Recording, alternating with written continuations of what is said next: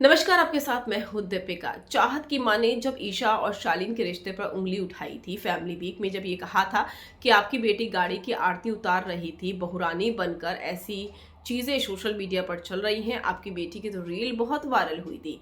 इस पर ईशा की मां को काफी गुस्सा आ गया था, ईशा भी रोने लगी थी। लेकिन अब बाहर आने के बाद जब चाहत पांडे को लेकर बहुत सारी बातें हो रही है, तो उनकी मां ने भी इंटरव्यू दिया है। उनकी मां ने कुछ बातें कही है जो डेफिनेटली चाहत की मां को बुरी लग सकती है। क्या आप कुछ वो कह रही हैं, चलिए बताएंगे आपको। अगर आपने सब्सक्राइब नहीं किया है तो जल्दी से कर लीजिए, ताकि सारी की सारी लेटेस्ट खबरें आप तक पहुंच सके जल्द से जल्द।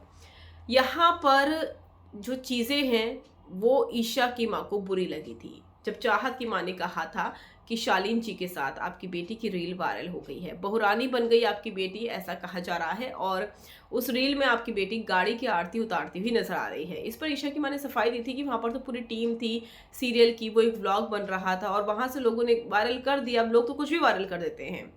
लेकिन उसके बाद अब बाहर आने के बाद जब फजीहत हो रही है चाहत की बॉयफ्रेंड के नाम को लेकर या बाकी चीज़ों को लेकर, तो ईशा की माँ ने कहा कि देखो, मैंने उस वक्त जवाब नहीं दिया उनको, लेकिन बुरा मुझे भी लगा था। और बगल में मेरी बेटी बैठी थी जो ये सब कुछ सुन रही थी, और बगल में उनकी भी बेटी बैठी थी। आज उनकी बेटी की भी रील्स वायरल हो गई हैं, तो जवाब इंसान को मिल जाता है। उस वक्त मैंने उनको कुछ ज़्यादा कहा नहीं, लेकिन मैं समझ गई थी कि वो जानबूझकर ऐसा कर रही हैं। और मेरी बेटी बगल में बैठी थी, तो मैंने यही कहा था कि इंसान को ये नहीं भूलना चाहिए कि आपके पास भी बेटी है।